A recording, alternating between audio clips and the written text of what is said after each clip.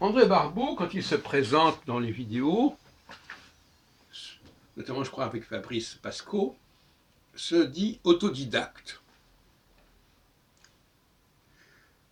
Il a passé le certificat d'études, mais il n'avait pas d'argent, il n'a pas pu suivre des études très poussées. Et la question est de savoir si c'est un problème d'être autodidacte.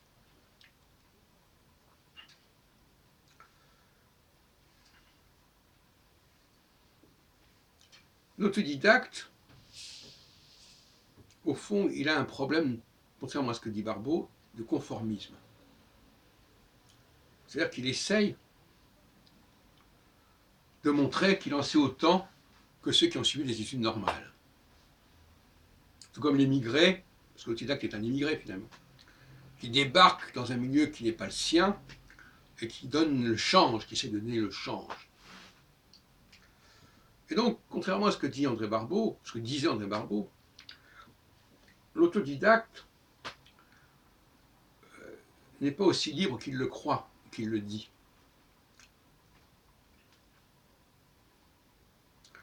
Et on voit bien, quelque part, qu'en dépit d'une certaine originalité de Barbeau, il reste prisonnier, tout comme d'ailleurs Jean-Pierre Nicolas, d'un certain nombre de postulats et de schémas sur lesquels il ne faut pas toucher, il ne faut pas remettre en question. Et donc il se connecte avec l'astronomie comme si c'était un impératif absolu. L'autodidacte, il ne va pas beaucoup plus loin que ça. Il va broder un petit peu, mais il ne va pas changer les bases. J'ai bien suivi la carrière de Jean-Pierre Nicolas. Et on s'aperçoit que malgré tout ce qu'il a avancé en tant que révolution, etc., il préserve docilement, sinon servilement, toutes les notions de l'astrologie traditionnelle.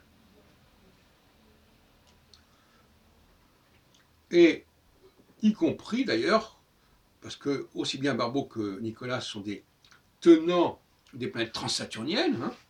Nicolas a fait tout un travail là-dessus, autour des lois de Bode, etc. Et Barbeau intègre les planètes transsaturniennes dans son indice cyclique.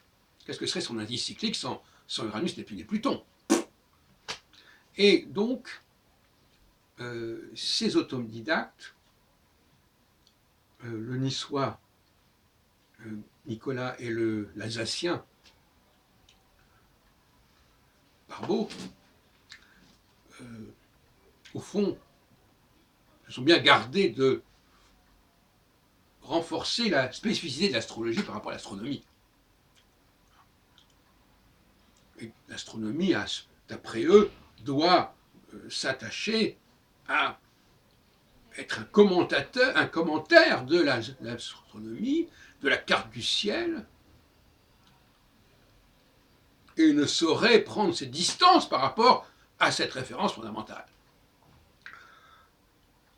Eh bien, je pense que c'est une erreur, et que d'ailleurs dans toutes les disciplines, trop de conformisme, trop d'incapacité à reformuler les rapports de force entre les différentes disciplines sont un signe et une cause de sclérose